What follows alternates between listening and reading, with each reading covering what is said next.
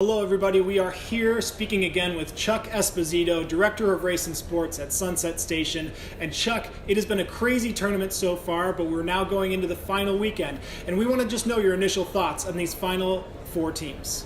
The tournament as a whole has been madness. It's been unbelievable, it's been fun, it's been magical, buzzer beaters. You've got three blue bloods left. You've got Michigan, two number one seeds in Kansas and Villanova left. Then you've got the Cinderella story and Sister Jean and Loyola of Chicago, the fourth number 11 seed to ever get this far in the Final Four. It's just been phenomenal. Just the crowds, the atmosphere, the hype. It has been electric in all of our sportsbooks industry-wide. So Chuck, we have two number one seeds, we have a 3 seed, and we have an 11 seed. It's a little funny with the unexpected nature of the tournament so far that it's turned out pretty standard compared to past tournaments. What are your thoughts on these final teams versus past tournaments teams?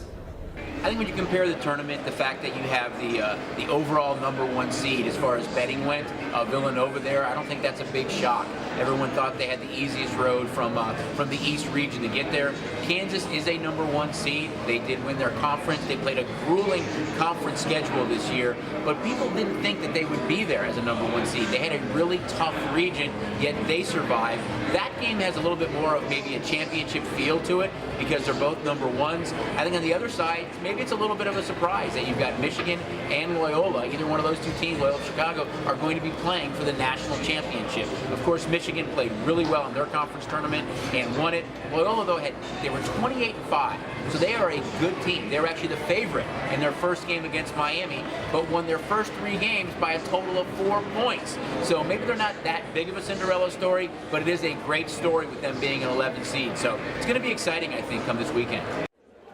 So looking at Michigan and Loyola, would you consider that game to be a little bit more unpredictable, or on the other side of the bracket with the two number one seeds?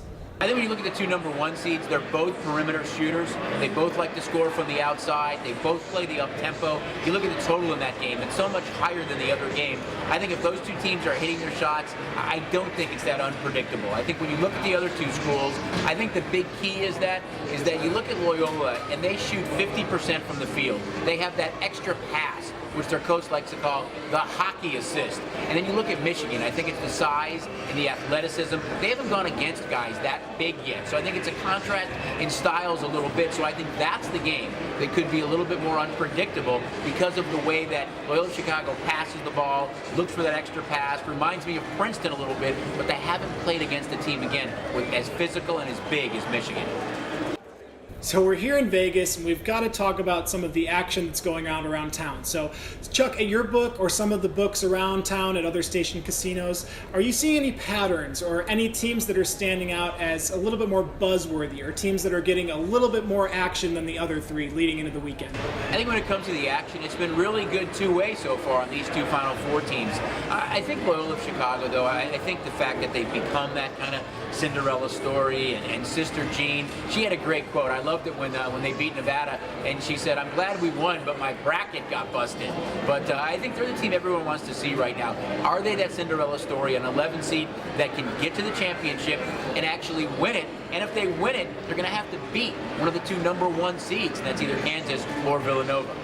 So Chuck, it's clear that everybody has fallen in love with Loyola and this incredible run they are on. It's an amazing thing to watch. Can you speak to, looking at the past, where they were sitting odds-wise in their favorability versus now when they're on this magical run and they're one of the final 4 teams left in this tournament?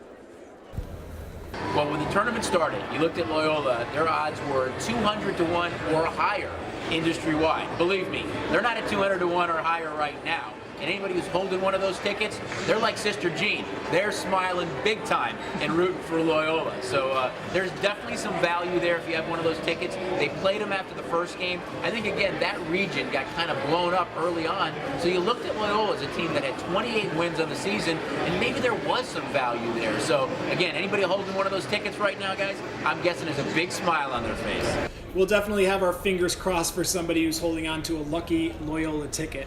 Now, Chuck, any final thoughts leading into the weekend with these games, or even looking forward to the national championship game? I think overall, guys, this tournament has just been phenomenal. It continues to get bigger and bigger from our side of the counter. Just the atmosphere, the hype, the electricity. Not only can you play in the book, of course, the mobile app, the in-play portion of it as well has just added a new dimension to what we have to offer. And if you look at the crowds again and the atmosphere and the hype, it's contagious throughout the casino. It's not just electric in the sportsbook, it's electric everywhere, and the tournament just becomes such a huge event for us. I'm looking forward to the 2 Final Four games, and of course, the National Championship on Monday.